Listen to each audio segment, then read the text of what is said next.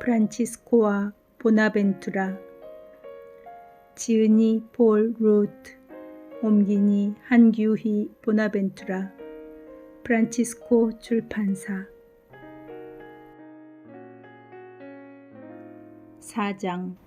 파리의 교수, 아시시 제자인 보나벤투라. 보나벤투라의 신앙 세계는 그가 입회한 작은 형제회의 창립자에게서 영향을 깊게 받았다.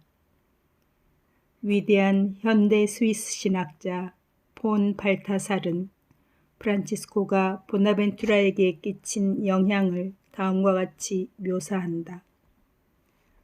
우리가 이 사건에 관하여 이야기할 때 결국 보나벤투라의 학문 세계의 실천적이고 체계적인 핵심을 언급하게 된다. 이것은 전통적인 흐름을 합치는 차원이 아니라 더 높은 차원으로 그의 학문 세계를 높여준다. 보나벤투라는 프란치스코를 그의 중심으로 삼을 뿐만 아니라 자신의 태양이자 사명으로 삼았다. 파리에서의 초기 시절 보나벤투라는 대학에서 학생이었다가 후에 교수가 된 프란치스코의 제자들로부터 깊이 감명받았다. 앞서 1장에서 언급했듯이 헤일즈의 알렉산더라는 파리의 위대한 교수의 작은 형제회 입회는 프란치스칸 수도자가 되고자 하는 보나벤투라의 결심에 촉매제 역할을 하였다. 의심할 여지 없이 그는 프란치스칸들로부터 프란치스코의 삶과 관련된 여러 일화를 들었을 것이다. 보나벤투라의 탐구심과 시적 정서 안에는 아시시에서 태어난 이 놀라운 사람의 삶을 사로잡고 자극했던 것이 무엇인지 이해하고자 하는 열정이 자라났음이 틀림없다. 프란치스코회의 총장으로 선출되고 얼마 되지 않아 보나벤투라는 프란치스코가 오상을 체험한 프란치스칸의 거룩한 산 라베르나에서 피정에 들어갔다. 이곳에서 보나벤투라는 그의 신학 전체의 원형이 나타나는 하느님께 나아가는 정신의 여정을 집필했다. 보나벤투라의 천재성은 그가 프란치스코의 체험을 이해하고 그것을 철학적이고 신학적으로 표현해내는 과정에서 드러난다. 하느님께 나아가는 정신의 여정은 십자가에 못 박히신 그리스도의 상처가 프란치스코의 몸에 새겨졌던 프란치스코의 오상 사건을 중심으로 구성되었다. 보나벤투라는 머릿말에서 이렇게 적고 있다. 영혼이 하느님께 올라가는 방법에 대해 묵상하며 내가 그곳에 머무르고 있을 때 바로 그 자리에서 복되신 프란치스코에게 일어났던 기적에 대한 기억이 떠올랐다. 즉 십자가에 못 박히신 분의 모습을 한 6날개의 세라핌의 환시가 떠올랐던 것이다. 묵상 속에서 나는 이 환시가 우리 사부의 관상적 환희뿐만 아니라 이 환희에 이르는 길을 나타내고 있음을 명확히 깨달았다.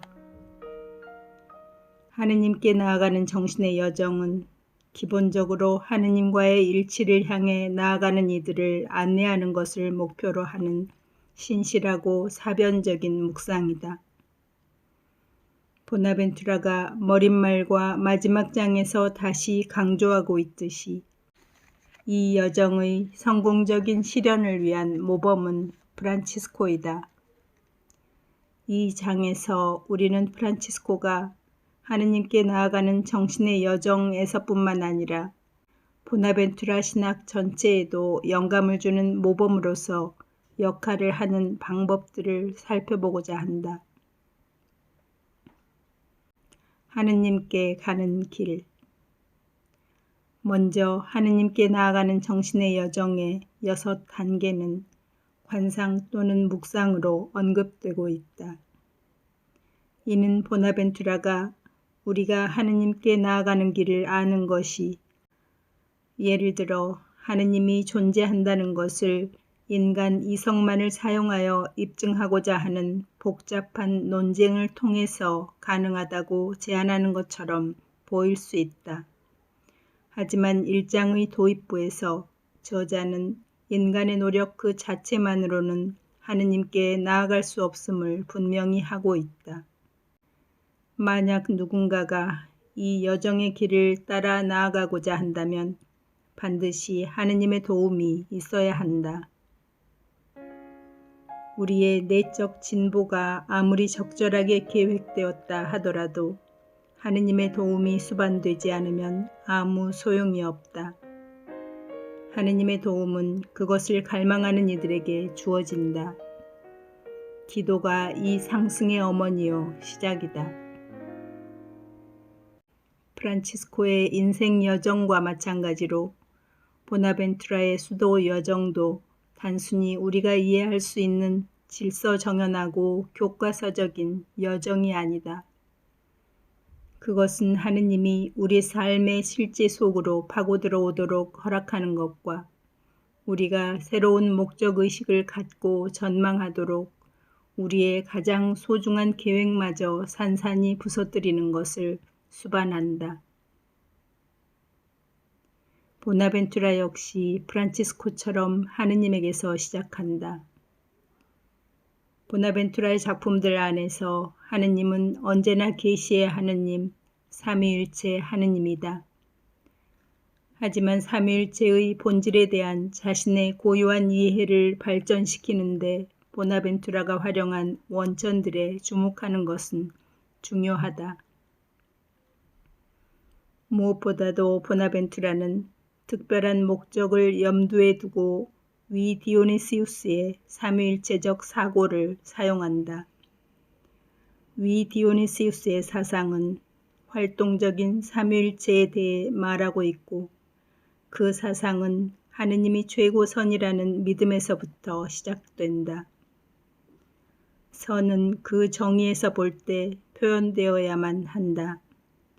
만약 그것이 결코 표현되지 못한다면 그것은 선이라 말할 수 없다.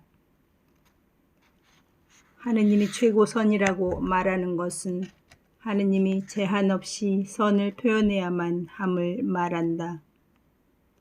어디에서 이러한 제한 없는 표출을 찾아볼 수 있을까? 창조의 세계에서는 그것을 찾아볼 수 없다. 왜냐하면 우리가 이미 잘 알고 있듯이 이러한 선의 표현들은 심오할 수 있지만 필연적으로 제한되어 있기 때문이다. 하느님의 선하심은 제한 없이 표현된다. 삼위일체 하느님은 신적 선성을 표현하기 위해 창조할 필요는 없었다. 창조 활동은 표현된 선의 과잉이며 풍요로운 하느님이 주는 무상의 선물이다. 그러나 프란치스코는 하느님을 선하신 분으로만이 아니라 아마도 강하게 사랑이신 분으로 체험했을 것이다. 보나벤투라가 자신의 삼위일체 신학에 성 빅토르의 리카르도의 사상을 도입하는 데 주의를 기울이는 것은 바로 이러한 이유에서다. 위 디오니시우스와 더불어 리카르도도 하느님이 최고선임을 주장하였다. 그러나 그는 이어서 모든 선 가운데 사랑보다 더 높은 선은 그 무엇도 있을 수 없다고 말하였다. 하느님의 본성이 최고선이므로 하느님은 또한 사랑의 충만함으로도 존재해야 한다. 결론적으로 리카르도는 사랑은 다른 사람과의 관계를 수반하기에 삼위일체 안에 다수의 위격이 존재해야 한다고 주장한다. 하느님 안에 하나의 위격 이상이 존재해야 하는데 그렇지 않으면 사랑의 소통이 가능하지 않기 때문이다. 게다가 사랑의 충만함은 두 위격 사이에 존재하는 사랑이 세 번째 위격과 공유될 때 발견된다.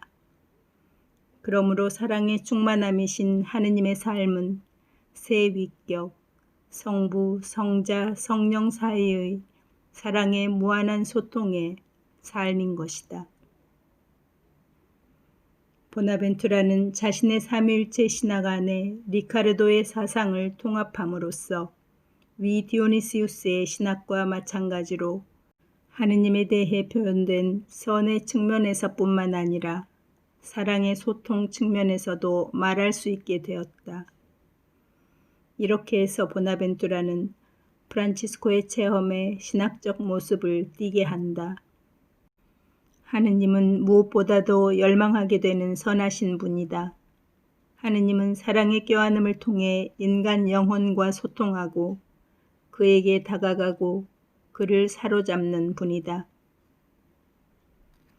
프란치스코는 신비가였다. 그는 자신의 하느님 체험을 이야기할 때 갈망과 사랑의 언어를 사용했다. 보나벤투라의 신학은 사실상 신비 신학과 유사하다. 하느님께 나아가는 정신의 여정의 마지막 단계에는 탈원 상태에 빠져 우리의 사랑이 하느님께로 온전히 건너감으로써 우리 지성에 휴식을 주는 영적 신비적 황홀에 관하여 라는 제목이 붙여져 있다. 여기서 우리는 보나벤투라 신비주의의 두 가지 중요한 특징, 즉 지성과 휴식을 줌이라는 특징을 발견한다. 그리고 그것은 최종적으로 영혼을 하느님께 이끄는 갈망과 사랑이다. 이는 보나벤투라가 사랑의 최우선을 둔 프란치스코에게서 받은 영감과 일치하는 것이다. 이는 그가 지성을 평가절하하거나 이성적인 숙고의 역할을 무시하는 것을 의미하는 것은 아니다. 무엇보다도 하느님께 나아가는 정신의 여정의 6단계는 인간 이성의 종교적 가치를 제시하고 있다. 그러나 여정의 마지막 단계에 한해서는 이성적 숙고 너머로 나아가고 최종적으로 감성 또는 감정이 중요하다.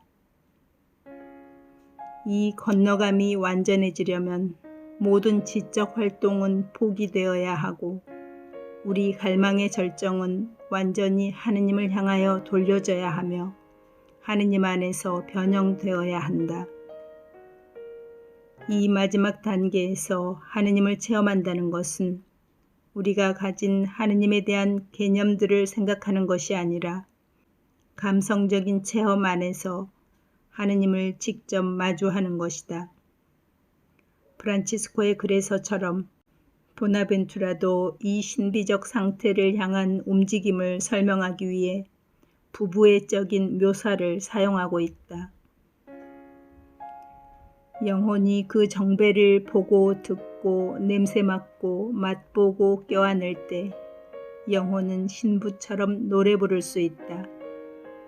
이것은 이성적 사고가 아니라 감성적 경험 속에서 일어나기 때문에 그것을 받는 사람 외에는 아무도 알지 못한다.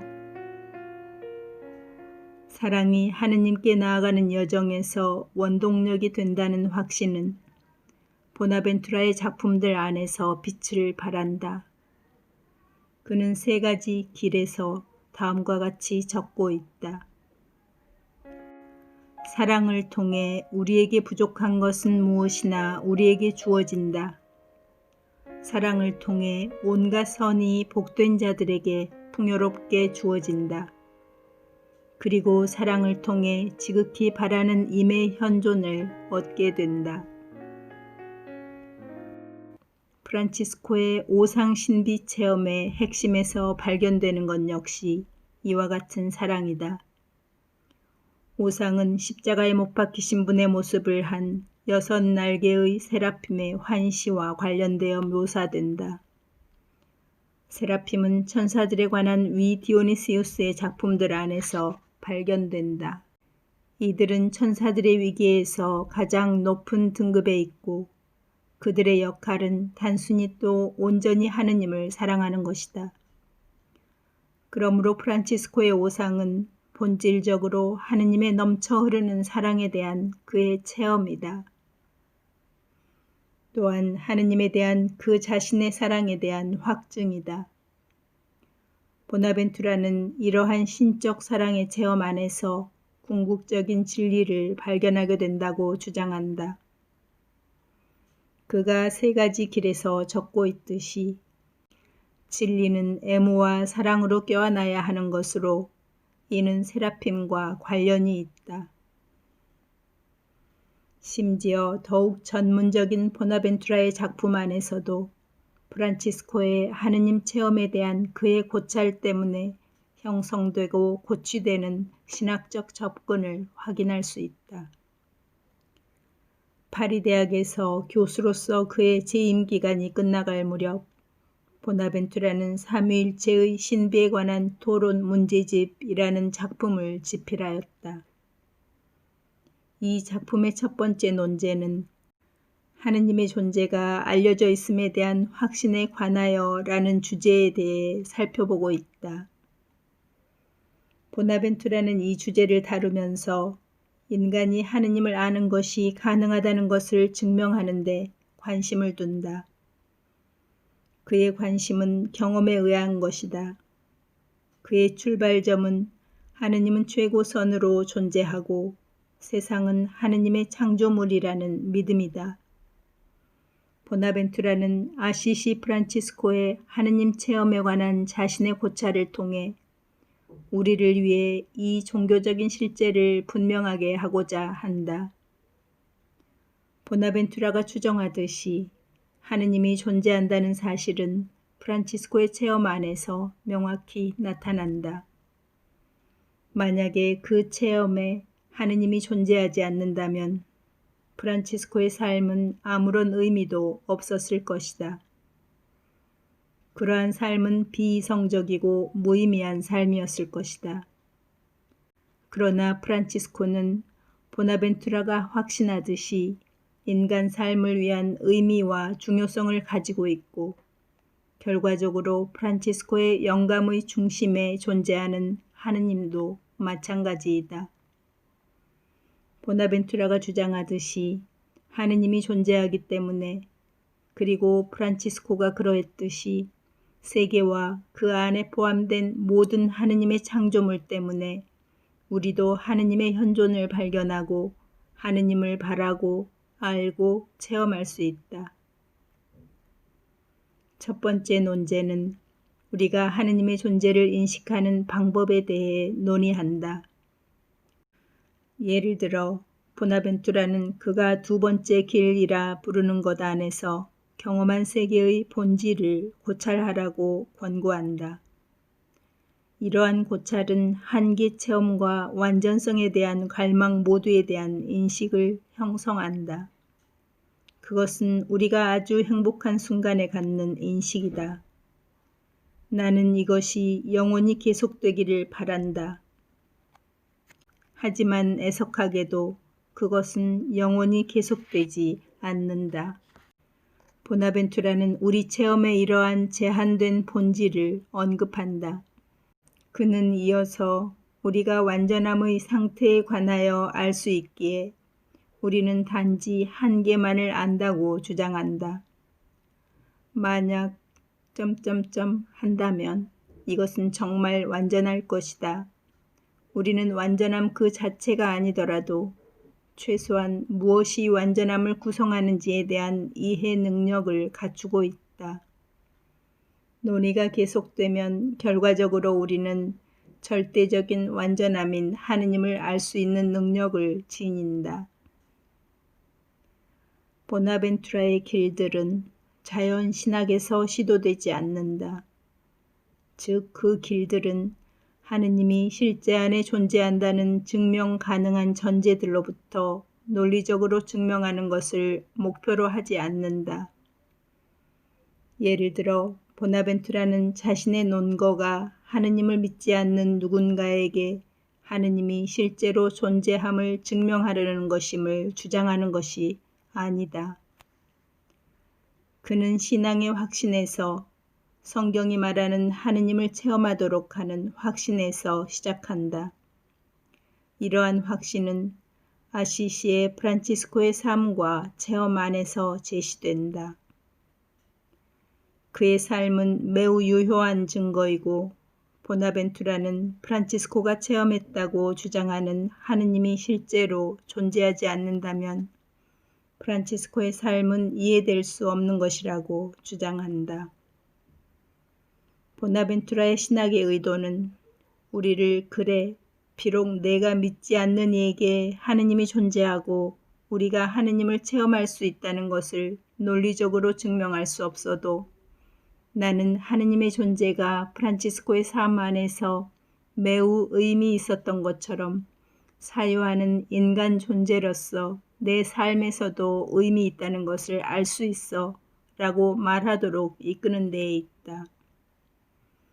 보나벤투라의 신학적 접근에서 하느님과 관련된 논제는 프란치스코의 하느님 체험을 통해 형성되고 고취된 인식 없이는 온전히 이해될 수 없다. 창조된 세계. 프란치스코가 체험한 하느님과의 관계는 모든 피조물과의 관계에까지 이어졌다. 그는 하느님의 선하심에 사로잡혀 자신을 둘러싼 세계를 경외하였고 그 안에서 기뻐하였다.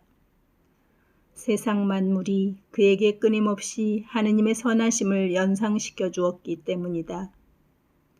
그의 태양 형제의 노래는 이에 대한 충분한 근거를 제공한다. 창조된 세계의 본성에 관한 보나벤투라의 작품들은 다시 한번 프란치스코가 체험한 것을 신학적인 개념들로 표현한다. 보나벤투라는 모든 창조된 실제 안에 내재한 선성과 거룩함을 강조하는 동시에 우리를 이러한 실제들 넘어 모든 피조물의 근원이신 하느님께 이끄는 창조 신학을 제시한다. 무엇보다도 피조물은 하느님에게서 흘러나오거나 유출되는 것이기에 선하고 거룩한 것이다. 보나벤투라는 이전 장에서 논의하였던 디오니시우스의 유출 개념을 이용한다. 피조물에 대한 그의 시각은 생동하는 강의 흐름의 은유를 통하여 표현된다. 그는 6일간의 창조에 관한 13번째 학술 강연에서 이렇게 쓰고 있다. 코헬렛에는 이렇게 쓰여 있다. 강물이 모두 바다로 흘러드는데 바다는 가득 차지 않는다. 강물은 흘러드는 그곳으로 계속 흘러든다. 강물은 바다에서 나와 그곳으로 돌아간다. 강물은 피조물에 대한 효과적인 은유이다. 이는 하느님의 풍요롭고 비옥한 생명력을 상징하는 무한한 바다에서 나오는 생동하는 흐름이다. 그러므로 피조물은 끊임없이 생명을 불어넣는 하느님의 활동에 그 기원을 두고 있다. 강물은 땅을 타고 흐르고 이와 마찬가지로 피조물의 활동은 역사를 통과하는 여정을 수반한다. 강물이 결국 그 생명의 근원인 바다로 되돌아오는 것처럼 인류 역사의 여정 또한 그 근원인 깊은 하느님의 생명을 주는 신비와 다시 하나됨으로써 완성된다. 보나벤투라는 창조된 세계가 거룩한 목적을 가지고 있다고 본다. 창조된 세계는 인류에게 집으로 주어졌고 인간 정신 안에 만물의 창조주인 하느님을 향한 불타오르는 사랑을 일깨움으로써 인류에 봉사한다. 그러므로 우리가 살아가는 집을 존중하고 아끼는 것처럼 인류는 창조된 세계를 존중하고 돌봐야만 한다. 모든 물질은 인간 존재 안에 만물을 지어내신 분을 향한 불타오르는 사랑과 찬양을 불러일으킴으로써 또 만물을 지배하는 섭리에 의해 인간에 봉사하기 위해 존재한다. 그것들은 인간이 사람 손으로 짓지 않은 집에 도착할 때까지 최고의 건축가에 의해 인간을 위한 일종의 집으로 형성되었다. 세계는 우리 안에 사랑, 평화, 경외심, 감사의 고귀한 특성을 일깨워 줄 수 있다. 이처럼 세계는 이기적인 목적을 위해서 이용되는 것이 아니라 경건하게 여겨지는 것이다. 이것이 프란치스코가 영적 관계를 맺고 자유를 누리며 살아갔던 세계를 대하는 태도였다. 왜냐하면 세계가 그에게 끊임없이 하느님의 사랑과 선하심의 언어를 말해 주었기 때문이다. 또한 이러한 태도는 보나벤투라에게도 나타난다. 이는 인간과 자연환경 사이의 상호작용을 나타내는 영적인 관계에 대한 인식이다. 창조된 세계의 신성한 존엄성에 대한 프란치스코의 인식은 보나벤투라의 모형론이라는 용어 사용에서 더욱더 신학적으로 표현된다. 전형은 원형이다. 모형론은 유사성이 원형에서 창조되는 과정이다. 전형은 예술 용어로 예를 들면 거장의 진품이라고 말할 수 있다. 모형론은 진품의 복제품이 생산되는 과정이라 할 수 있다. 복제품은 진품은 아니지만 진품과 유사성을 지니고 있다. 보나벤투라는 은유적으로 하느님을 성화가로 말한다. 하느님의 원형은 우리는 여기서 은유적으로 말하고 있다. 삼위일체이다. 삼위일체는 영원한 전형이다. 성화가는 창작 활동 가운데 원작의 복제품을 만든다. 이와 마찬가지로 모든 창조된 실제는 삼위일체와의 유사성을 내포하고 있다. 또한 예술적 비유를 계속하자면 우리는 한 예술가의 작품을 바라볼 때 그 예술가에 대한 무언가를 알 수 있게 된다. 예술가는 자신의 예술품 안에서 어떤 식으로든 표현된다. 보나벤투라에게 있어 이 세계는 하느님의 예술품이다. 이처럼 예술품은 그 원작자의 삶을 표현하고 따라서 그 자신 안에 하느님의 삶, 삼위일체의 삶에 대한 묵상을 담고 있다. 그러므로 하느님의 예술품을 바라봄으로써 우리는 하느님에 대한 무언가를 알 수 있게 된다. 보나벤투라가 신학 요강에 쓰고 있듯이 창조된 세계는 그 창조주인 삼위일체가 나타나고 표현되고 읽을 수 있는 책과 같다. 인간 역사, 조화를 위한 모색. 보나벤투라에게 창조된 실제는 본질적으로 그 구조 안에서 삼위일체적이다. 피조물은 삼위일체처럼 다양하고 우리는 그 다양성에 대해 잘 알고 있다. 우리는 또한 다양성의 체험이 종종 갈등으로 이어지곤 한다는 것도 알고 있다.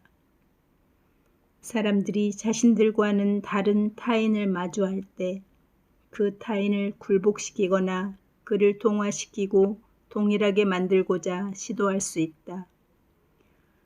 그러나 삶에 관한 보나벤투라의 삼위일체적 전망은 설득력 있는 제안을 제시한다. 삼위일체 안에서 다양성이 성부, 성자의 대립이 존재한다. 하지만 이 대립은 서로 갈등하거나 다른 쪽을 갖게 만들고자 하지 않는다.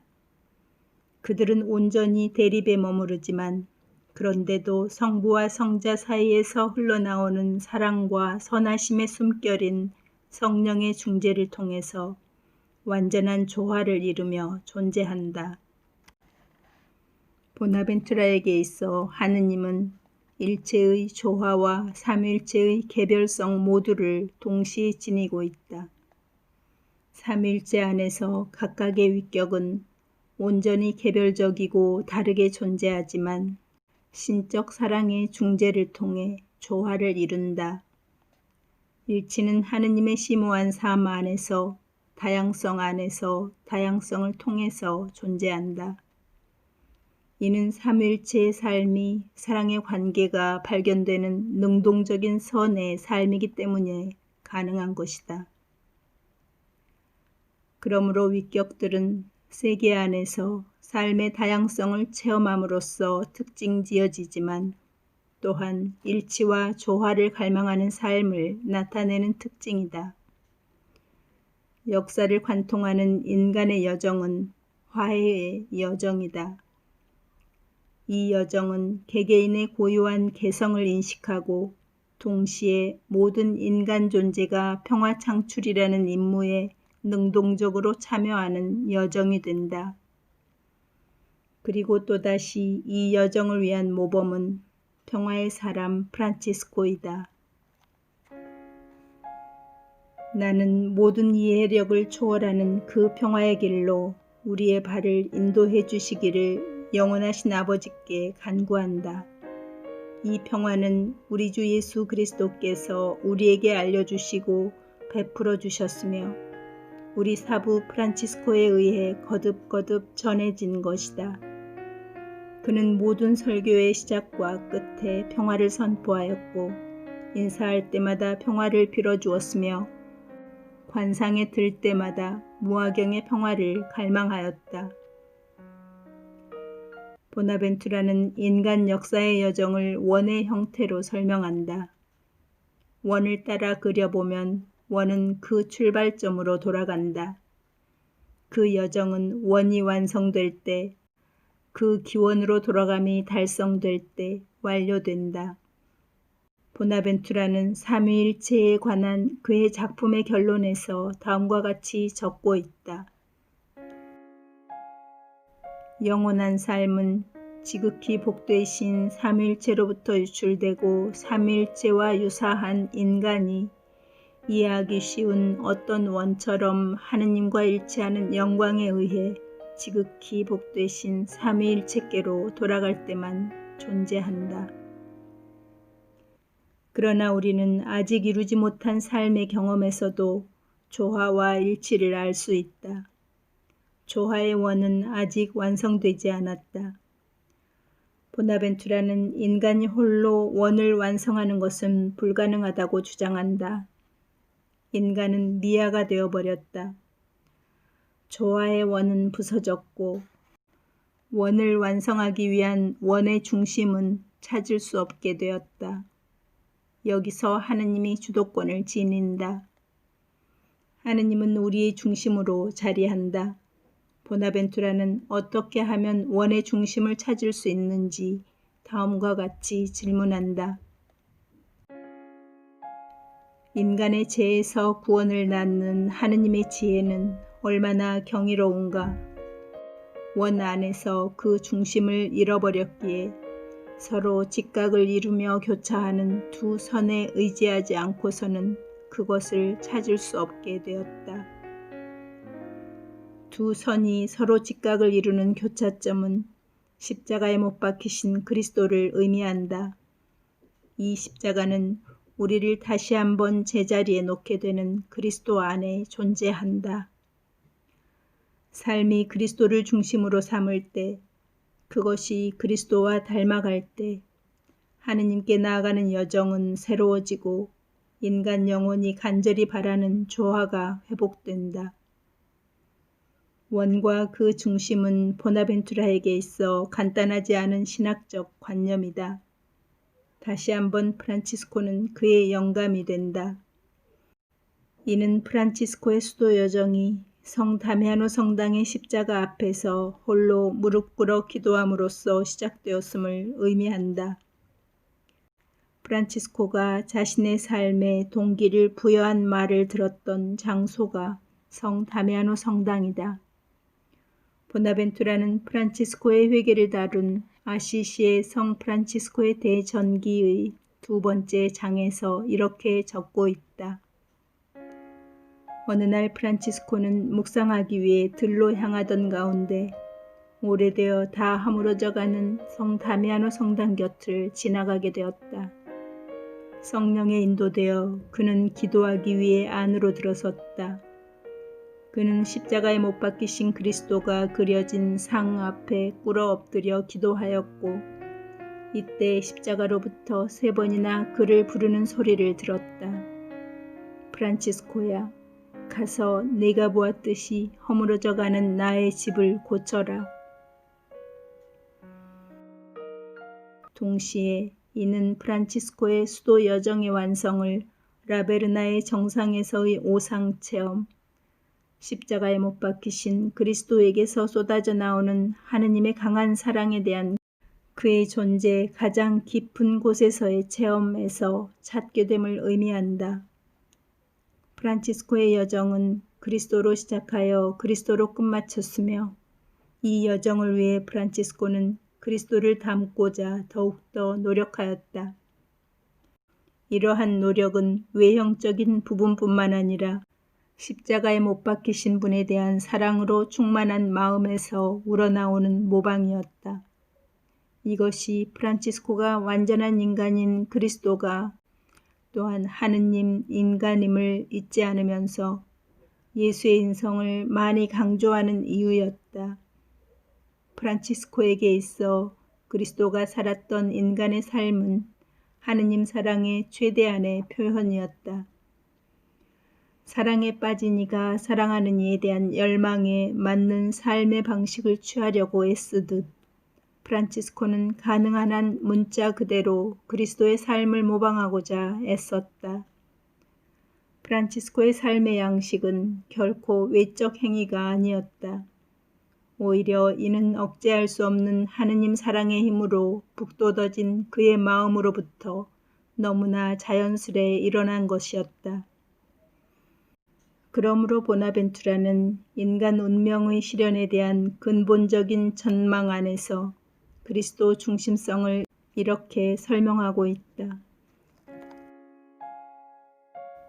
우리의 세상을 예정하시고 지어내신 하느님의 아드님, 지극히 비천하고 가난하며 겸손하신 그분께서는 이 세상의 지면에 나타나셨을 뿐만 아니라 참으로 그 중심 깊은 곳에도 나타나셨다. 즉 그분께서는 세상 한가운데에서 구원을 행하셨다.